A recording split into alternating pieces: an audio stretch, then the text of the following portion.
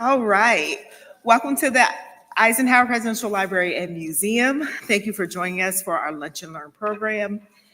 As we continue our theme of a salute to veterans, we are pleased to welcome Dr. Randy Sowell, an archivist at the Harry S. Truman Presidential Library, to discuss their Korean War collection. So, Dr. Sowell, welcome. Yes, thank you. Thank you, Joy. Welcome to everyone. I'm actually speaking to you from 150 miles east, I guess, in the Harry S. Truman Presidential Library Museum in Independence, Missouri. I'm very happy to join you this afternoon to talk about a timely topic, the Korean War. June 25th, 2025, less than a month from now. That date will mark the 75th anniversary of the beginning of the Korean War. We might think that it's kind of unlikely that any new historical materials can be found concerning something that occurred so long ago.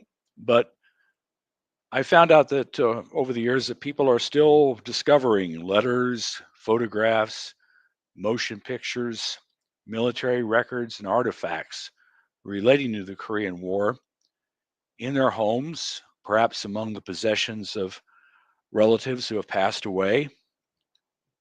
These are mementos, maybe hidden in some dusty attic somewhere, apparently long since forgotten. Probably many of these people wonder, after they've looked at these materials, they wonder if they are historically valuable and whether they should be preserved at an archives, museum, or research library. The Harry S. Truman Library in Independence, Missouri, has the papers of the president who sent American servicemen to fight in the Korean War. And you should be to slide 2 is actually the exterior of the Truman Library as it has looked. The conflict that Truman presided over beginning in June 1950 was still raging when he left office 2.5 years later in January 1953. President Truman's papers and the other collections of personal papers and federal records here at the library in Independence include extensive information about the military, political, and diplomatic aspects of the war. Now, mostly this information involves the development of policies at the highest level of the United States government and includes documentation of Truman's major decisions. So if you want to learn more about the North Korean invasion of South Korea, the response to that invasion on the part of the United States and its allies, the intervention of Communist China in the conflict, the efforts to prevent the conflict in Korea from becoming a global war, the decision to dismiss General Douglas MacArthur, and the pursuit of peace negotiations in Korea, the Truman Library is obviously an excellent resource. Many of the library's most important documents, I might add, pertaining to the war have now been digitized and are available online in the National Archives catalog. But the Truman Library has also collected materials that belong to people who were not political leaders, high-ranking military officers, or diplomats. These are the papers, photographs, and personnel records left behind by the soldiers, sailors, airmen, and Marines who fought in the Korean War, and by their families at home.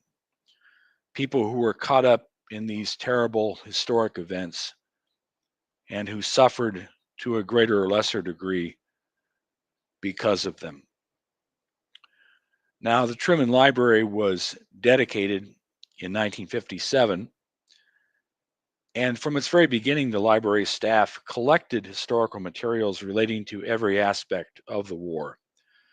But over the last 10 years, the library has received a large volume of additional materials that were originally collected by 2 other historical institutions.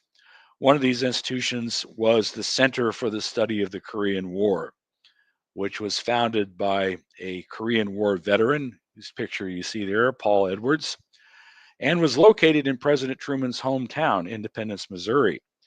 And what Paul Edwards collected mostly were, well, all kinds of stuff, but mostly things that veterans sent him and donated to him. When this institution closed its doors about a decade ago, its collections were donated to the Harry S. Truman Library.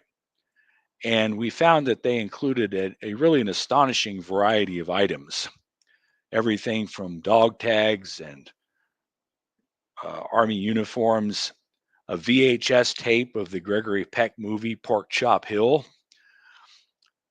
privately published memoirs by veterans, all kinds of things. The library staff decided to keep many but not all of these materials. The textual items, the papers that veterans gave to the Center for the Study of the Korean War, are now in a separate collection at the Truman Library, and they're open for research. They're the records of the Center for the Study of the Korean War. A number of photographs and motion pictures from the center were also added to the library's audiovisual collection. Now, the second institution that I mentioned was the Korean War National Museum in Springfield, Illinois. It was another historical institution that collected materials from Korean War veterans and other donors. Sometimes the Korean War National Museum was called the Korean War Veterans National Museum. That's not what appears on the sign that you should see on the slide there. That was the exterior of the building in Springfield, Illinois, back when it was open. The museum unfortunately went out of business in 2017, and its collections were also donated at that time to the Truman Library.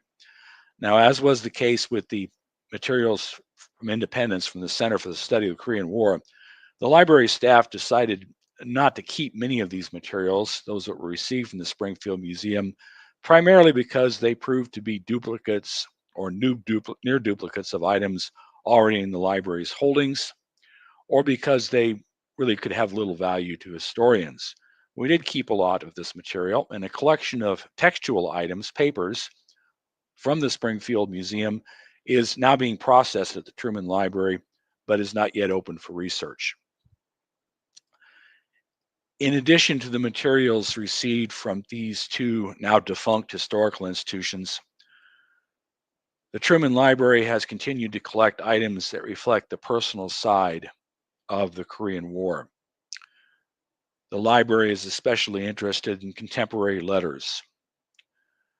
The papers of Fred G. McCormick, whose nickname was Ted, are typical in this respect. There he is. He was a native of Moberly, Missouri. Fred, or Ted, was a private in Company M of the 5th Cavalry Regiment, 1st Cavalry Division. He was a reservist, but he was called back into active service in September 1950, a couple months after the war began. He was called back into active service only a week after his marriage. Ted McCormick's papers include more than 60 letters that he wrote to his wife, Marjorie, during his military training and his service in Korea. His letters are frequently very emotional. The one that you see here was written in early February 1951 from Korea.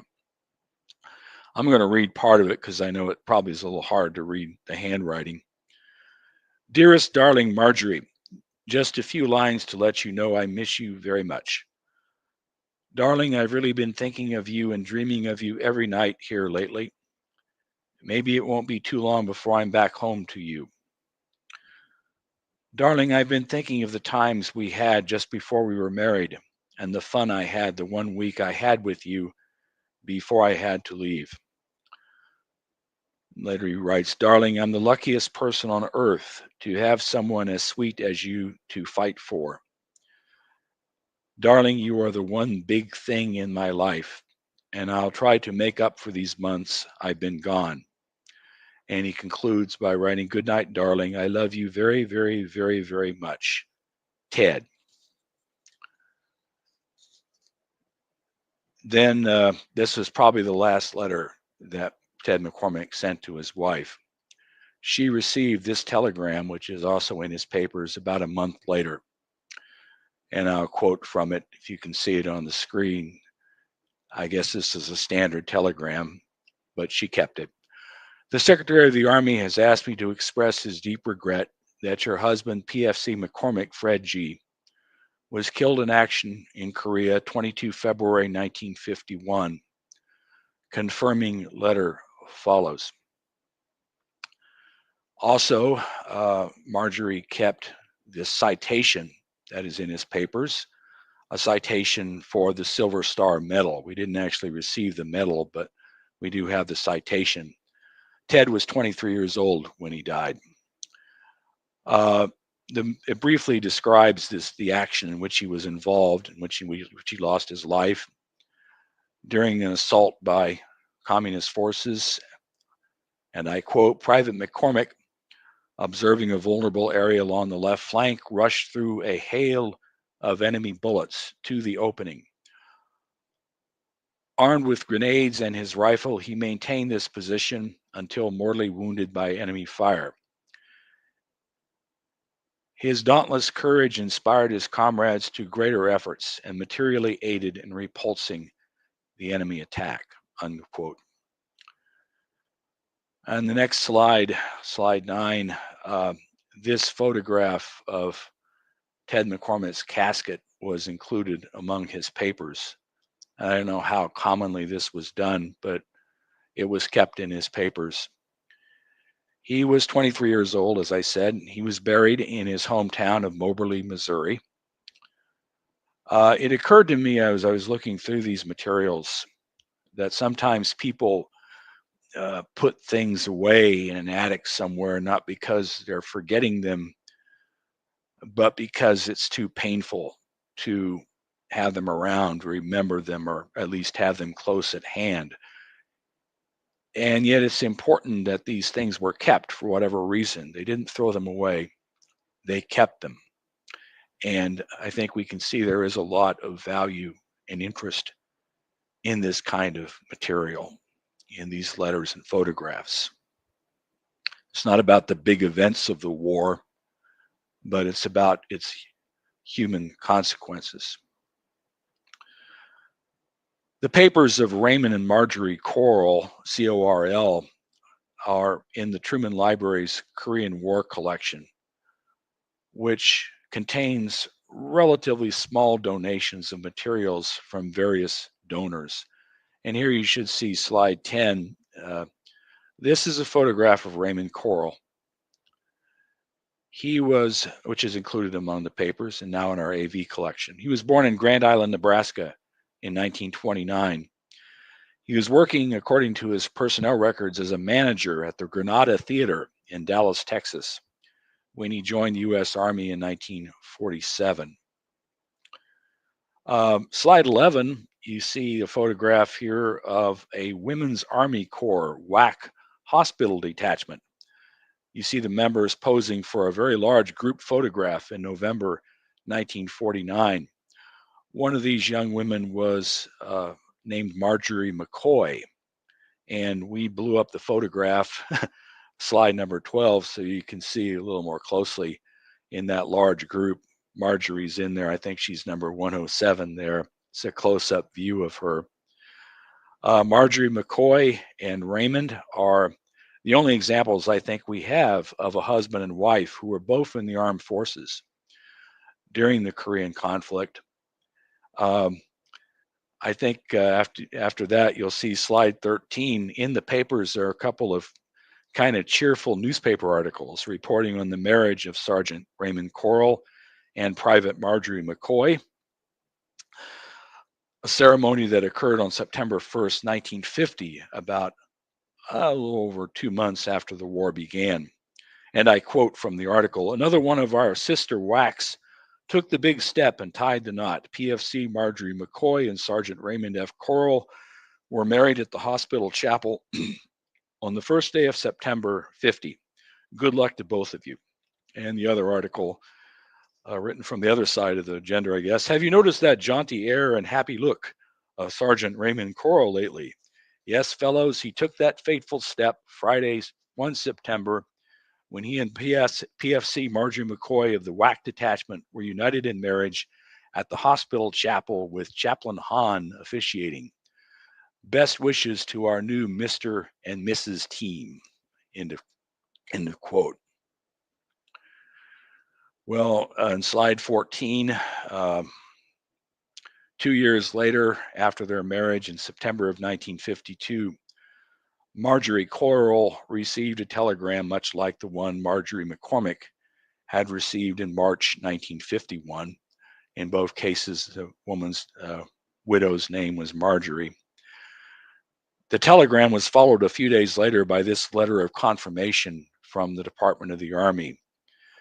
I won't read the whole thing, but among other things, it says, "It is with regret that I am writing to confirm the recent telegram informing you of the death of your husband, Sergeant Raymond F. Coral, who was killed in action on 12 September 1952 in Korea when his position was attacked by the opposing forces."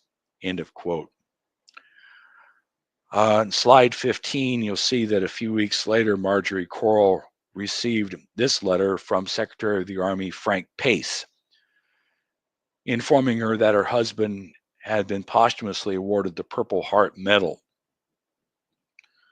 And I quote from part of it, "Little that we can do or say will console you for the loss of your loved one. Let me, in communicating to you the country's gratitude, also express to you its admiration for his valor and devotion." Well, a photograph, the newspaper clippings, the 2 letters, they all were kept by Marjorie and eventually came here to the Truman Library just a few years ago.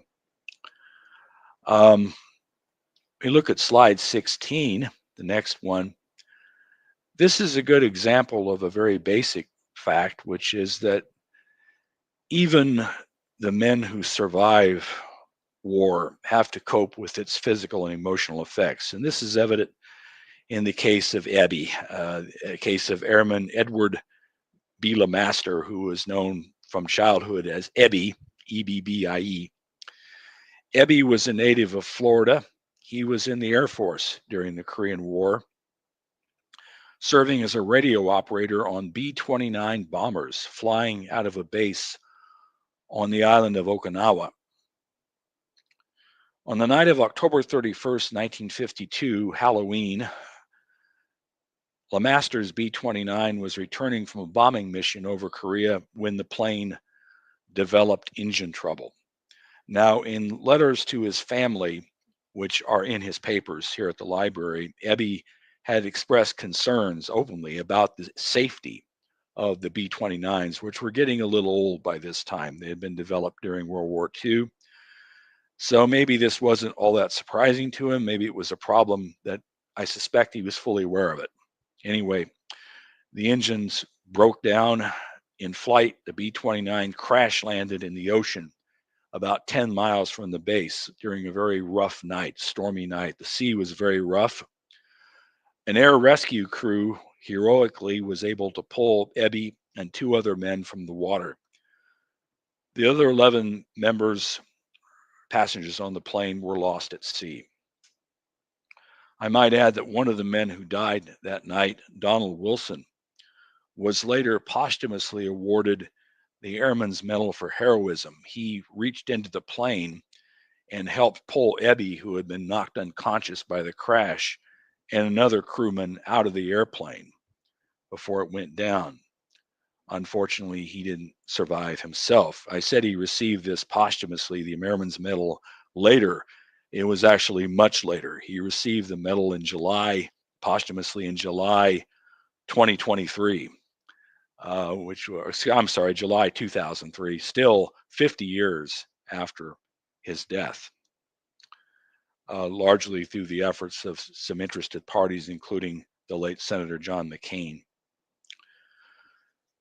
Slide 17, you see a letter. It's kind of hard to read, but it's interesting. The first page of a letter that Ebby LeMaster wrote a few days later in a hospital in Okinawa. And this is a letter to his mother. So not surprisingly, he tries to reassure her that he's okay, his injuries are not that serious, but as he provides more detail, you can see that they were pretty serious. He writes about the crash, and I quote, "It was pretty terrible, so I will not give you the details here. I was picked out of the water about 2 this morning and taken to the Army hospital in Okinawa. They went to work on me, and I feel 100% better now." But then on the top of page 2, he writes, still trying to have kind of a light tone, "I have a beautiful black eye, puffed lip, and I'm slightly burned around the arm, stomach, and fanny. It is rather painful, and I'm not able to move very much at the present time." He adds later on that page, "The search will continue for the other 11 men, but they are believed lost. I have never been quite this close to death in my life," he writes at the bottom of the page, and then he goes on, went on in the 3rd page of the letter, which you can see here. "I don't know why I was one of those picked by God to be saved, but I was, and I'm grateful." Abby might have been feeling some of what's sometimes known today as survivor's guilt, which is common among people who survive a traumatic event like a war and have lost friends and comrades. They wonder why they were included among the living. Slide 20, I want to point out that Ebby Lemaster and his family took the time and trouble to correspond with the families of the crewmen who were lost, who were killed in the crash. And I might add that Ebby had flown a lot of missions. Ebby Lemaster had flown a lot of missions with most of these men and knew them very well. One of those men was Master Sergeant Marvin Sleppy, Sleppy. He was a flight engineer aboard the doomed plane, and he was lost at sea. His widow, Charlotte Sleppy, wrote this letter to Ebby soon after the crash, and she almost addresses him as a member of the family. This is a sad letter. I'm not going to read all of it. It's kind of hard to read, but I'll quote from part of it. She wrote that life goes on. Everything is the same for other people. They are kind and wonderful, but the heartache never stops for me. It is hard to believe that Marvin is gone, and next March will be a lot worse. I don't know if that was when Marvin's birthday or wedding anniversary or what it was, but she was already dreading that. Slide 21, a later page of this letter, she talks about the telegrams that were delivered to her, informing her of what had happened. Both telegrams were delivered to me while at work. The first was on November 2nd. I left work right away, but on Friday, after she received the second telegram, I continued to work. But a steel knife was cutting deep in my heart, and when I came home, it cut it in half. But tears do no good. Later on, she writes on the bottom of the page, you'll see she writes some things that asking Abby for information about what happened because he was there. Did the crash happen before midnight, the 31st, or was it in the morning? Did you see Marv leave the plane? And I guess we don't have the letter he wrote back, but I doubt that he had seen the other man, Marv Sleppy, after the crash. And in the last letter, I won't quote from it, the last page, I'm sorry, slide 22, she concludes by asking Ebby, again, almost like a member of the family, to write to her as soon as he could. Well, the family and Ebby didn't have to do this, but they did. They wrote to the people and corresponded with them, and they probably brought some comfort to the people who had lost relatives, family members in this tragedy. Well, I should point out with regard to the next collection we have that I'll mention, slide 23, the great majority of veterans did not meet with tragedies of that dimension or of that kind. For them, the Korean War was really more mundane than dramatic. and their experiences in the military were frankly mostly characterized by boredom, resentment, and an overwhelming desire to go home. And this is what you see again and again in their letters.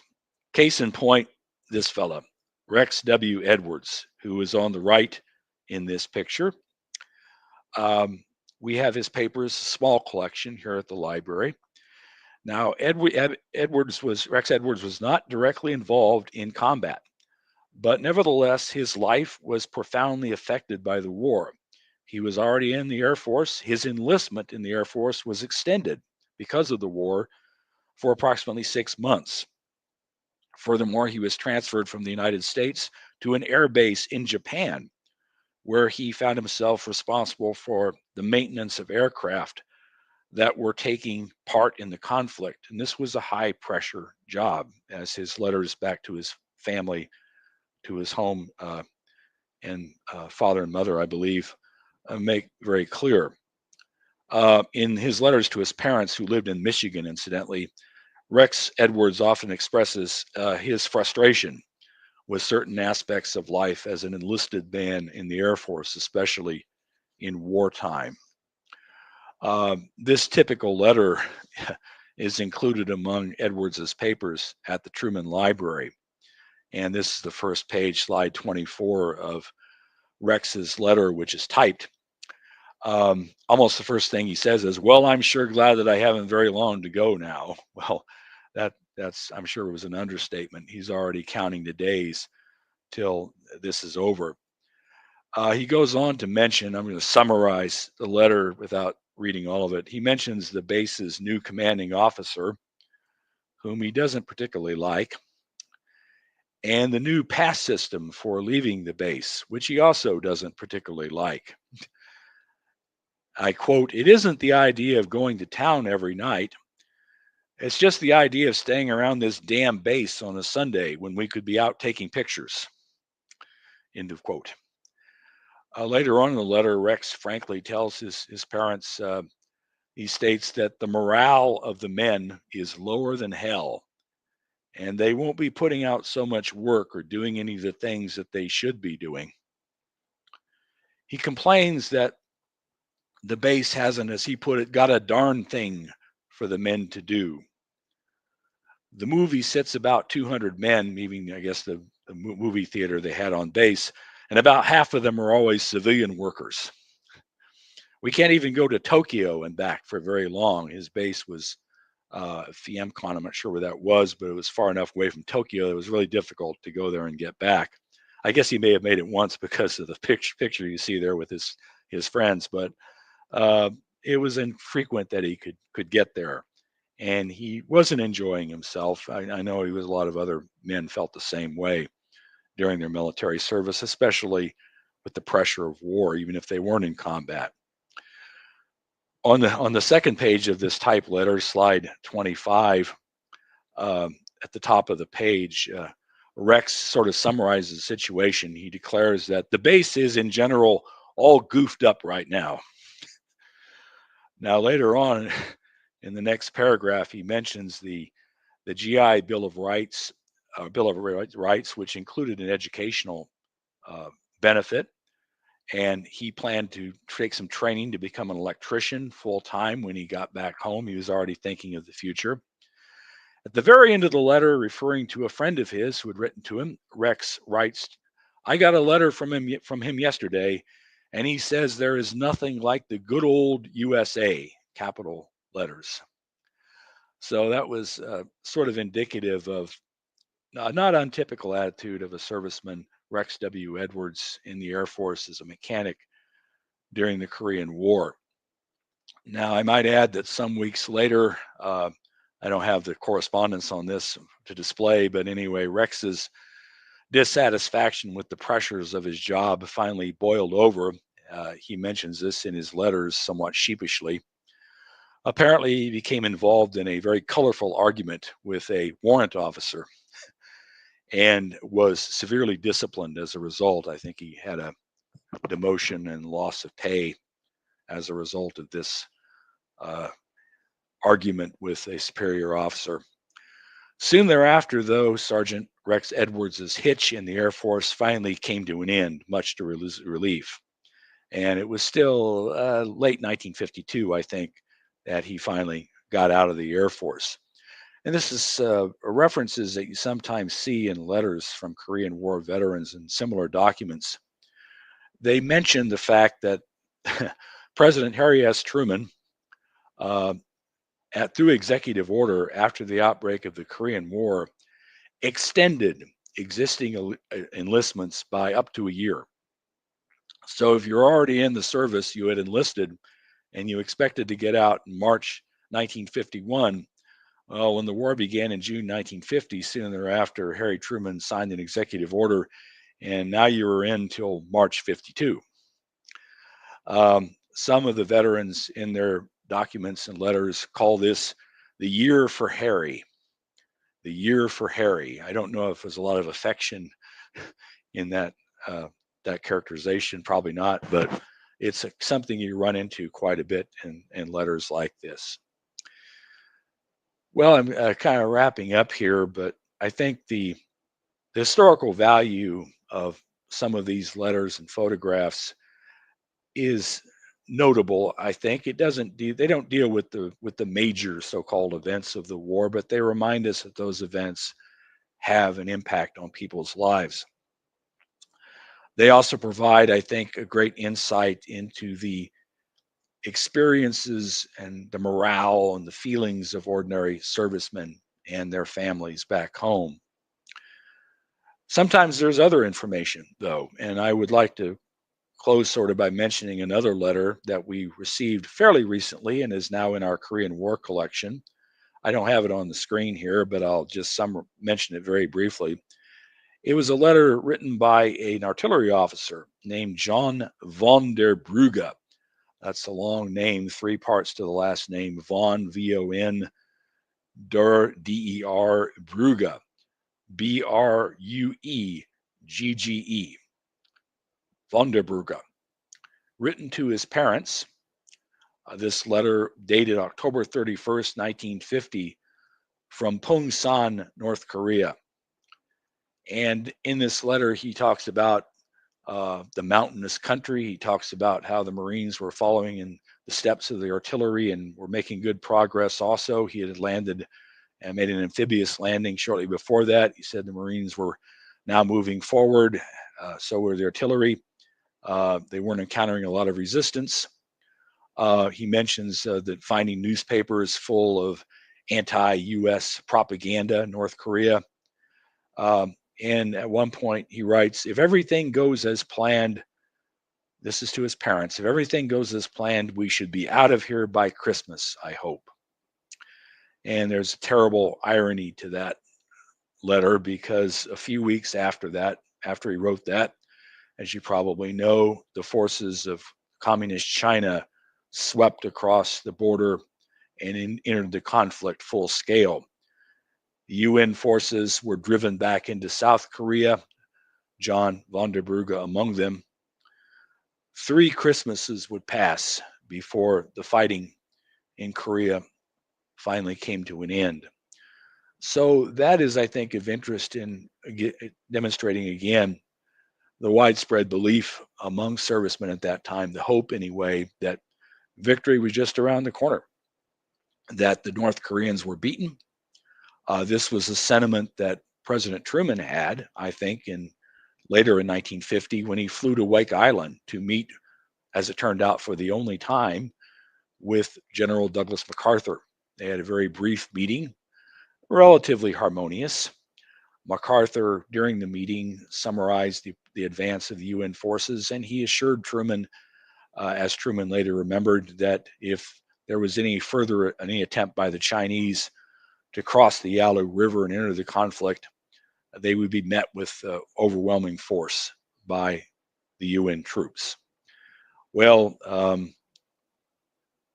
there were obviously omissions there and failure of intelligence there, which wasn't entirely MacArthur's fault. But he wasn't the only one who was thinking that the war was almost over after the landing at Incheon, after the North Korean forces had been driven so quickly out of South Korea back into their own country. Pyongyang, the North Korean capital, had been liberated. It really seemed at that point, Truman even was optimistic that the thing could be wrapped up pretty quickly. Not so. 2.5 years of terrible fighting continued, fighting that claimed the lives of Ted McCormick, Raymond Corral, and so many others, injured many people like Abby LeMaster, and that really provided a lot of drudgery for people like Rex Edwards. Not until July of 1953, during the administration of Truman's successor, President Dwight D. Eisenhower, was an armistice, a ceasefire, finally concluded. The fighting came to an end. In a sense, the war has never ended, as you know. There has been no peace treaty or agreement between North and South Korea, and American troops are still stationed in South Korea, as you know. Well, that's kind of what I wanted to say. Thank you, and I'd be glad to answer any questions, if I can, that you may have, or respond to any observations. All right, thank you, Dr. Sowell. Thank you. Are there Yes. questions in the room? Hold on. Do you know what happened to Abby after he came Yeah. home? Yes, I do.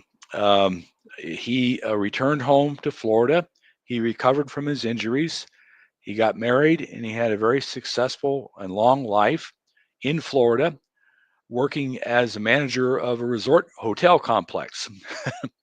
And he died, I think, at the age of 77 in 2005. And his family privately published some of the letters in a book with photographs, but they donated recently the whole collection of letters, including the ones I've cited. So Ebby never forgot what had happened. His family never forgot what had happened in Korea, but he went on to live a long life into the next century. Any other questions? Anyone else? Okay.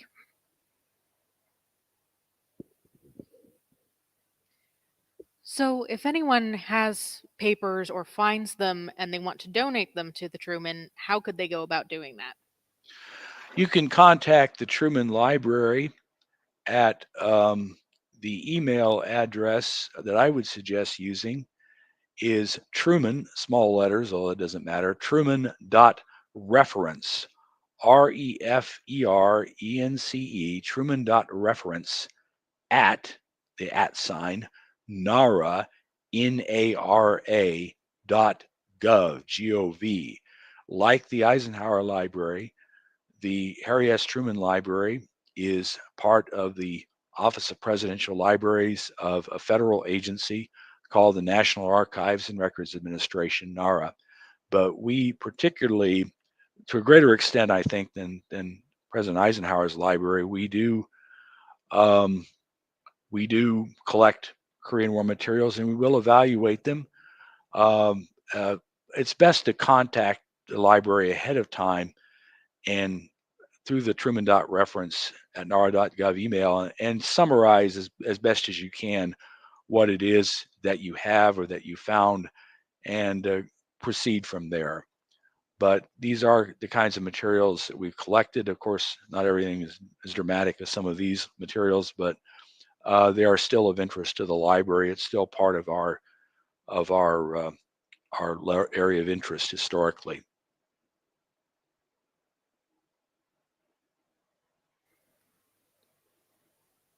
Okay, I do have one quick question. I do know, as you mentioned, that you received all of these archives because of the closure of some Korean War museums. Are you actively trying to continue to build that collection? Well, we more donations. We have pretty much received everything that they had and I'm not aware personally of any other institutions of that kind. Those are the two that I'm familiar with. But in both cases, Paul Edwards just decided at some point that he was ready to move on and that those materials would be better served at the Truman Library. With regard to the Korean War National Veterans Museum, or Korean War National Veterans Museum, right? It closed rather quickly and abruptly. It just ran out of money. They couldn't pay the rent on the facility. They had hoped that the proximity of that museum to the Abraham Lincoln Presidential Library, which is also in Springfield, would help bring in tourists. Apparently, it wasn't enough of an attraction.